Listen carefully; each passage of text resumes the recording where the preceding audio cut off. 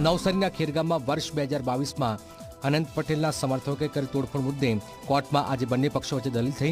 જિલ્લા પોલીસે 2000 પારાની chargesheet Navsari district and session કોર્ટમાં રજૂ કરી હતી, જ્યારે સરકાર તરફે સ્પેશિયલ પીપી નયન સુખડવાળાએ પણ ધારાસભ્ય અનંત પટેલ સહિતના આરોપીઓ સામે આરોપ પુરવાર થાય તેવા દસ્તાવેજી પુરાવા રજૂ કર્યા છે અને બંને કેસ ચલાવવા માટે દાદ માગી છે।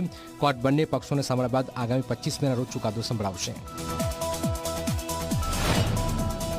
પ્રાઇમા ફેસી કેસમાં ફરિયાદ, પંચનામું, સરકાર તરફથી સેન્કશન મળી છે, એ સેન્કશન એ બધું જ કોર્ટમાં રજૂ કરી અને કોર્ટને બતાવ્યું કે આરોપીને પૂરી આરોપીની સંડોવણી છે આ ગુનામાં।